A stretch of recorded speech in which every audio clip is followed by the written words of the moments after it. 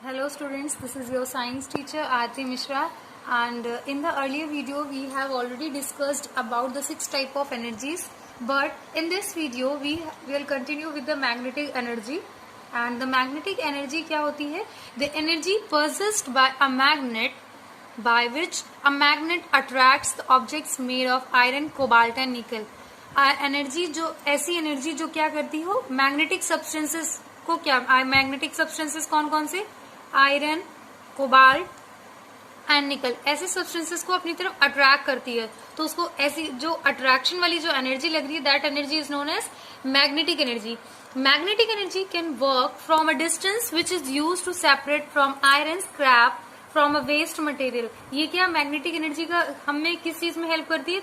कोई मैग्नेट का सब्सटेंस हो, जैसे आयरन की कोई सब्सटेंस हो, बहुत डिस्टेंस पे हो, जैसे हमें ये हमारा मैग्नेटिक सब्सटेंस है और हमें इसको इतनी डिस्टेंस से कलेक्ट करना है, तो हम क्या करेंगे, मैग्नेटिक सब्सटेंस को यहाँ पर आयरन लगाकर, या ये आयरन हो और ये मैग्नेट हो, हम क्या करेंगे, उसके नियर बाई लेकर आएंगे, तो क्या करेगा वो, इससे अपने अट्रैक्ट कर लेगा. जो अट्रैक्ट करने में जो एनर्जी का यूज हो रहा है, that is magnetic energy. So magnetic energy can work from a distance which is used to separate from iron scrap from waste material. से हम क्या करते हैं, उसको कलेक्ट कर लेते हैं.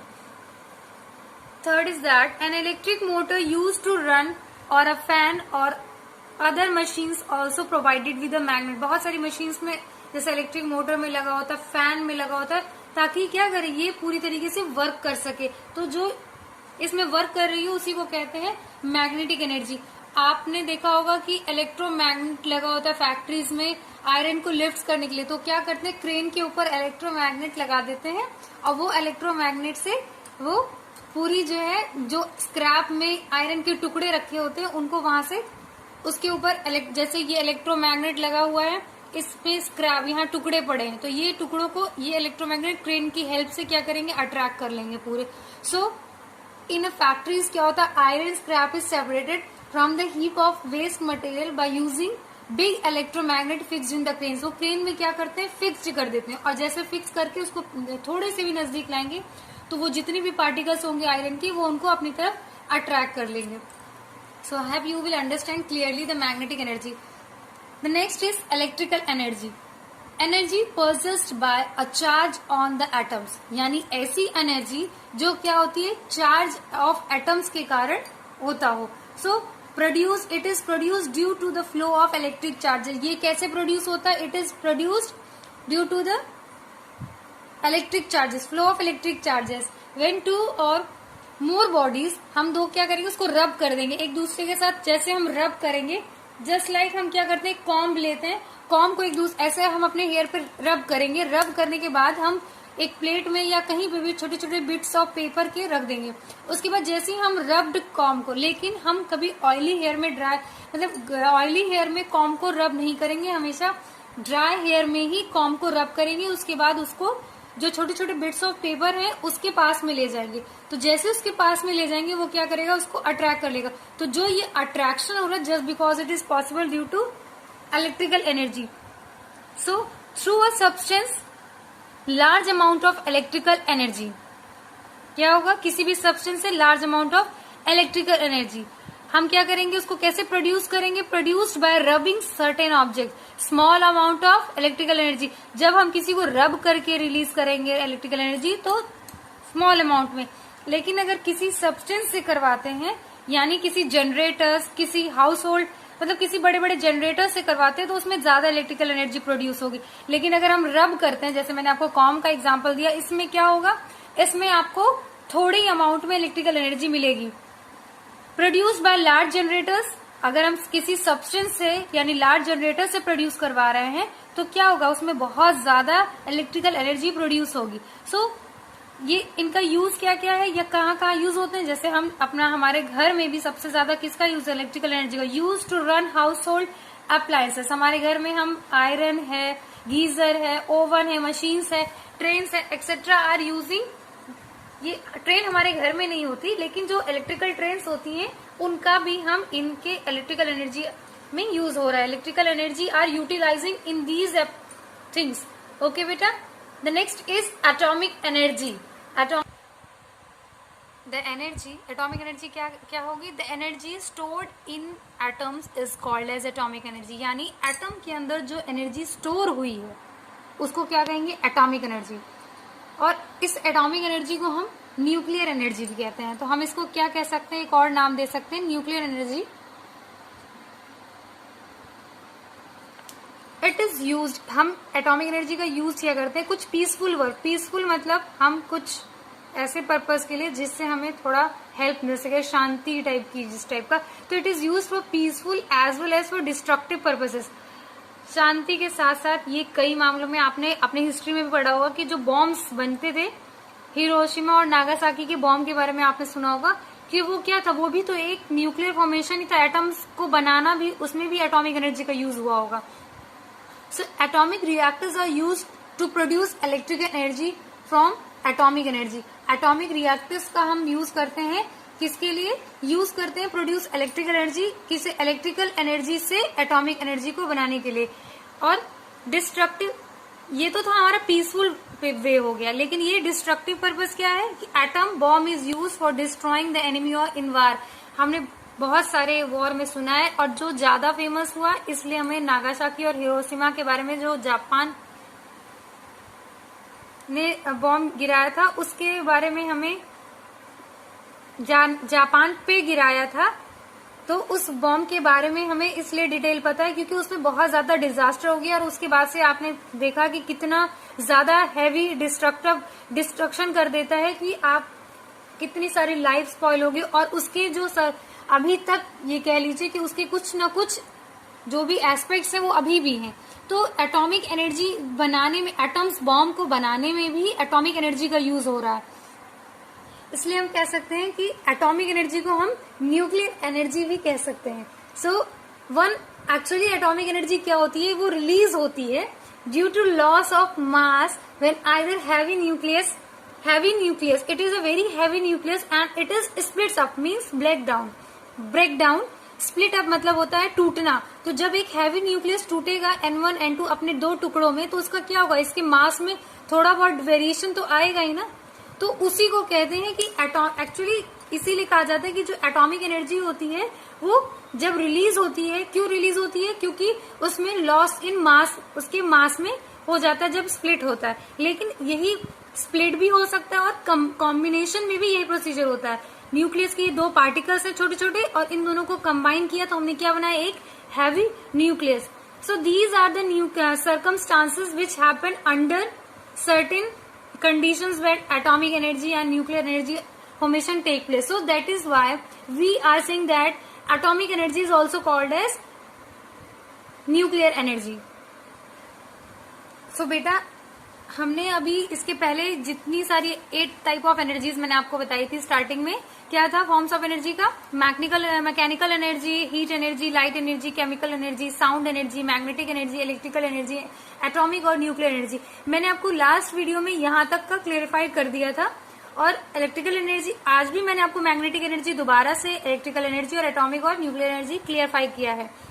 लेकिन आपके एक इम्पॉर्टेंट टॉपिक और है कि मैकेनिकल एनर्जी को भी 2 टाइप से कैटेगराइज किया गया है। एक है काइनेटिक एनर्जी और एक है पोटेंशियल एनर्जी। आपको ये gravitational potential energy, elastic potential energy नहीं पढ़ना है, it will be study in higher classes, but मैंने आपको मेंशन कर दिया ताकि आपको पता रहे। इसीलिए कि पोटेंशियल एनर्जी को भी हम नेक्स्ट क्लास में पढ़ेंगे। इसको ग्रेविटेशनल पोटेंशियल एनर्जी और इलास्टिक पोटेंशियल एनर्जी की कैटेगरी में भी डिवाइड किया जा सकता है। But in this class we have to study only kinetic and potential energy, which are the category of mechanical energy. So one more time we are studying mechanical energy ताकि आपको kinetic और potential energy clarify। तो मैंने आपको बताया था कि ऐसी energy, the energy which is possessed by a body due to its motion on its displacement or its position, क्या होता है? ऐसी एनर्जी जिसमें क्या हो? मोशन के साथ साथ डिस्प्लेसमेंट हो। अगर डिस्प्लेसमेंट नहीं होगा तो वर्क डन नहीं होगा, क्योंकि साइंस की लैंग्वेज में अगर ऑब्जेक्ट यहाँ है और यहीं रह गया तो इसका मतलब कोई वर्क नहीं हुआ। अगर ऑब्जेक्ट अपनी प्लेस से चेंज करके दूसरी डिस्टेंस पे पहुंचेगा तभी इसको कह सकते हैं कि it is doing work. So example के तौर पे हम समझ सकते हैं कि when we lift a stone from the ground our body supplies the force. हम क्या करेंगे? एक स्टोन को हमने ऊपर से गिरा दिया, तो हमारी बॉडी ने उसको फोर्स दिया तभी तो वो नीचे आया. Which raises the height of a stone from a ground, ऊपर से वो नीचे आया. In doing the work our body spend some energy which is gain by the stone.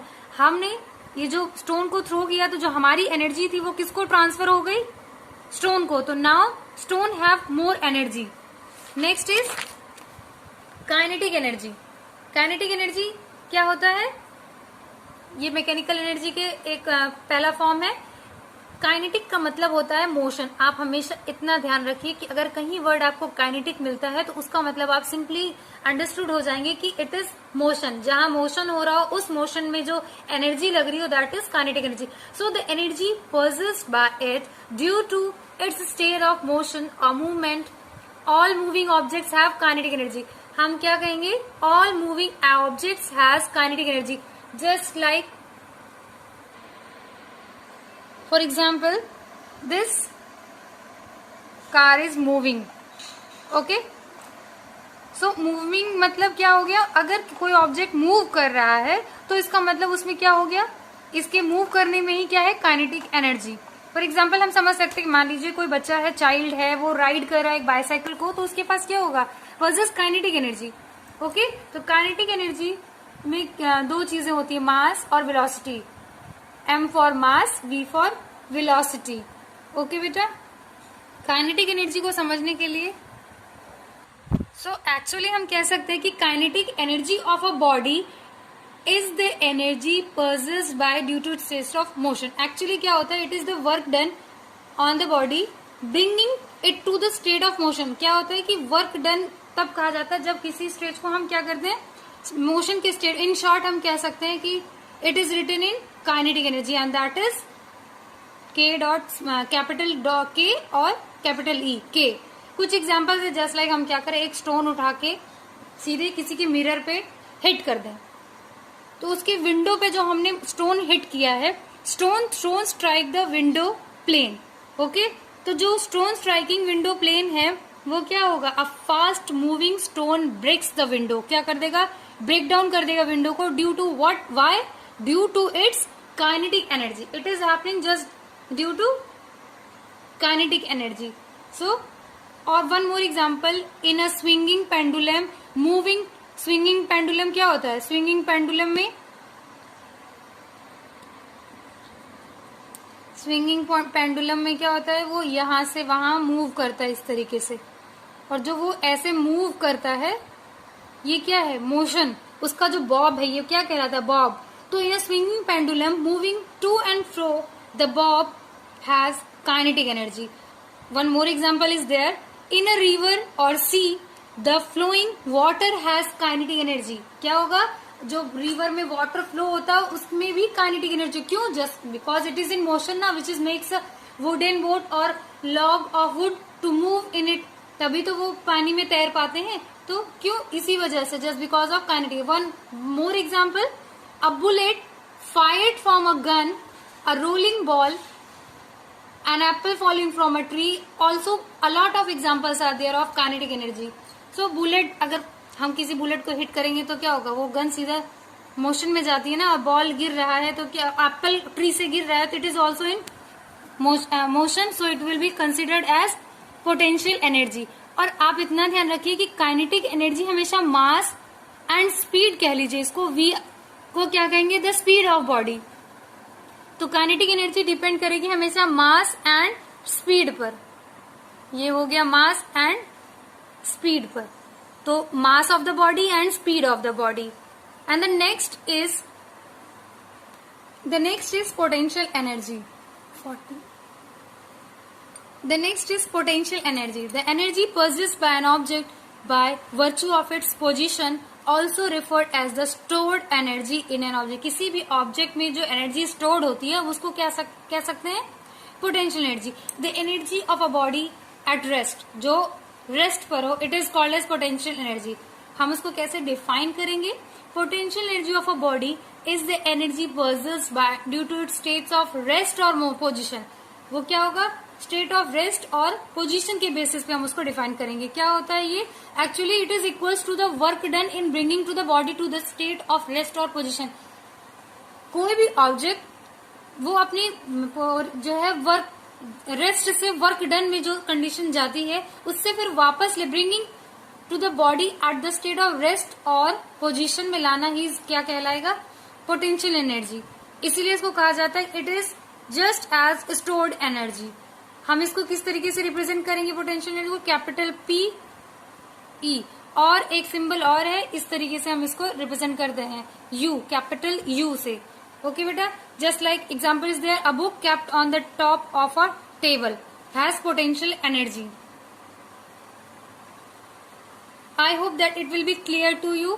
Some more examples are given in your book and please read it carefully so you will understand it. Thank you for watching.